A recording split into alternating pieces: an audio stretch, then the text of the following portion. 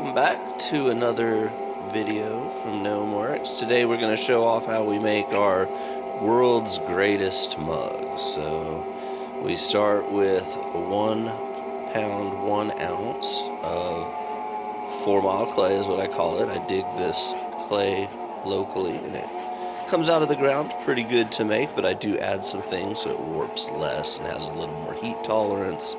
Pyrophyllite, Kentucky ball clay, iron if I want a darker color. This doesn't have iron in this one, but the clay naturally has a lot of iron in it, which makes it nice.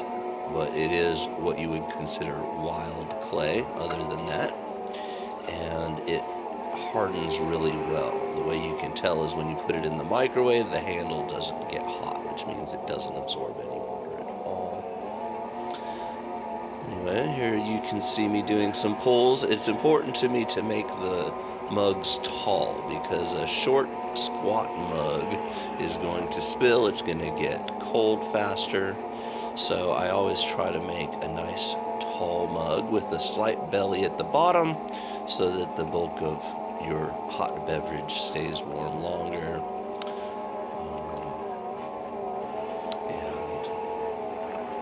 I try to get the most out of every ball of clay. So here you see me doing 3 pulls, and that's my pretty standard way of doing these.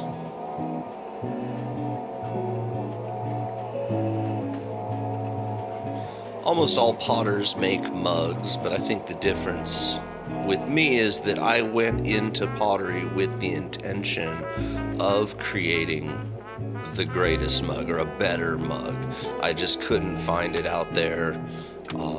Anything that was good, anything that was close was ridiculously overpriced in my humble opinion. As you can see, I'm making this in real time and it doesn't take that long to make a mug. There's a lot of time that goes into the preparation, like learning how to throw, but other than that, the time involved in throwing the mug is not that long. And the materials, since I'm doing them myself, are very inexpensive as well. So I guess our goal or mission statement would be to make the world's greatest mugs and continue to improve them and put them in the hands of everyone who wants them, so that it's not just for the elite or the people who've saved up their money for half a year, but anyone who wants one of these mugs can absolutely afford them. I sell them for $15 at all my shows, so you can get a set of them and you can use them and you can break them and come back and buy more if you want. But that's me smoothing off the rim, so it's got a nice smooth rim to drink out of. The most important part is the part that touches your lips, so I don't ever rush through doing the rim. I always take my time. This also helps smooth and level it out. And with that, the finishing the rim, the throwing part of this vessel is done. I always like to make sure it stays nice and smooth so that it's even on the rim. And I always do more than one at a time. I don't always make pictures, but when I do, it's because somebody bumped it. And this also keeps the price down because I'm doing a dozen at a time. I can make a bunch. Now, this is how I make the handles. The handle, some people just put it through an extruder and be good with it, but I don't like that because then you don't get the taper. Your hand doesn't go straight down. It tapers in as you go from big fingers to little fingers. So I try to make the handle do that as well, to make this handle as comfortable as possible. So this is pulling the handle. And so at first I pull the top and then I just pull the bottom part, and that creates the taper on all, I guess, 4 sides. And then we'll take my thumb, dig in to the back side of it, and that's for, I guess, the meat of your hand to go.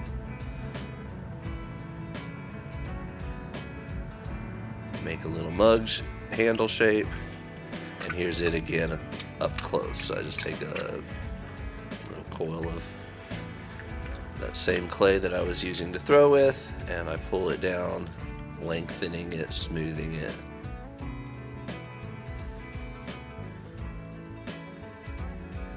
Flattening it.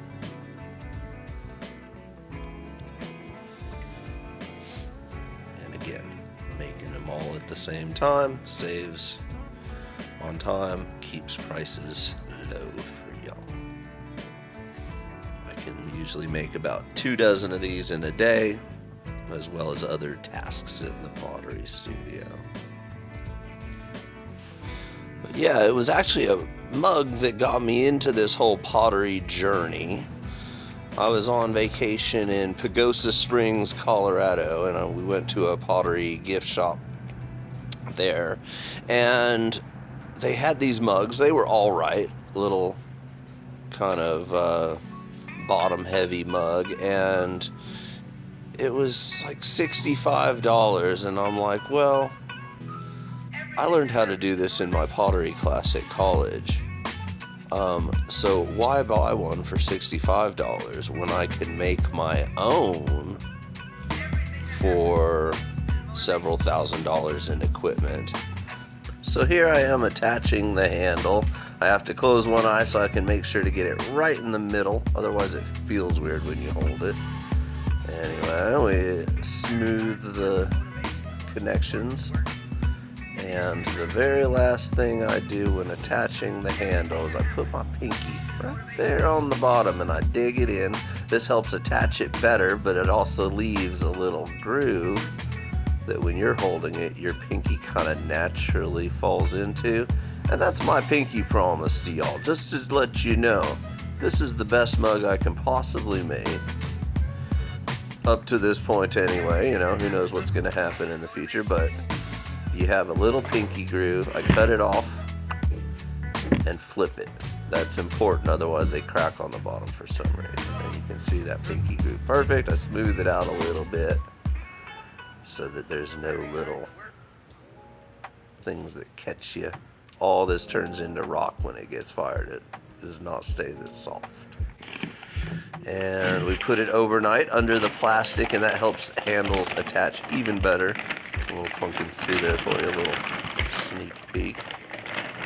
And there are the mugs. Once they get sufficiently firm, we call it leather hard, we put them on the trimming surface, get it nice and centered with a little piece of clay. I'm using a Giffen grip, but you don't have to if you're doing this at home. But it sure saves a lot of time using this little tool that like puts it to the center. And then we're gonna trim it. So what this does is it makes it so that when you're sitting it on your table or and stand wherever the table is you're putting it down on, it doesn't wobble. What can happen is the bottom flares out just a little bit in the kiln or something, and then you have this wobbly mug, and nobody likes a wobbly mug. So we're going to go ahead and hollow out the center with this little tool. It's very sharp and it cuts right through the clay, and then I leave a little ring around the outside, so that way the mug sits on that little ring and it doesn't wobble. And then I take the bottom of my tool and I smooth it all out. That's called burnishing, where you make the bottom of the pot nice and smooth so that it doesn't scratch up your table, you know, your wood, anything. It makes it nice and smooth. And I think it also helps it seal water out just a little bit better. It's already almost 100% what they call vitrified or turned into glass, but this just helps make sure that it's nice and sealed on the bottom where you can't put glaze. And with that, I am done with the making phase. I can sign it. I sign it Gaskin, because after this it is another gaskin that takes the glazing and all the firing and everything, and that's Callie, and she'll be doing the next couple steps, which is taking this kind of rough mug and turning it into a thing of beauty. So we put it in the kiln and it comes out like a bisque pot is what it's called. So think of it as like a terrace pot, which you would get from the store for your plants. So this is the glaze. We mix it up and put just a little rim dip on it right as it comes out of the kiln.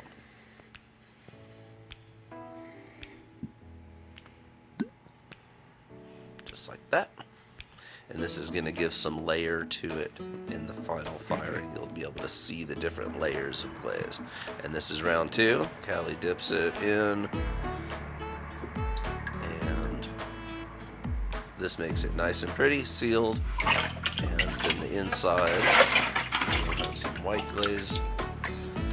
And I use white because just in case you're worried about leaching with the colorants, there's no colorants in this. It's just plain white.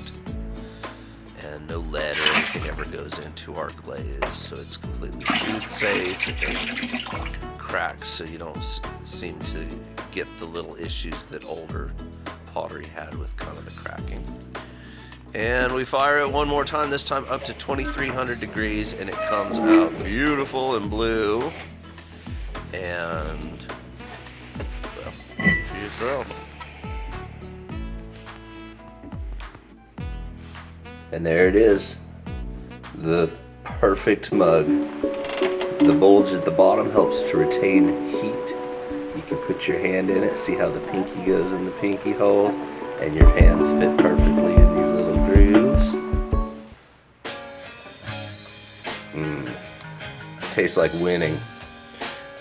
Anyway, like, follow, do all the things. Thanks for staying to the end, and we'll see you guys in the next one.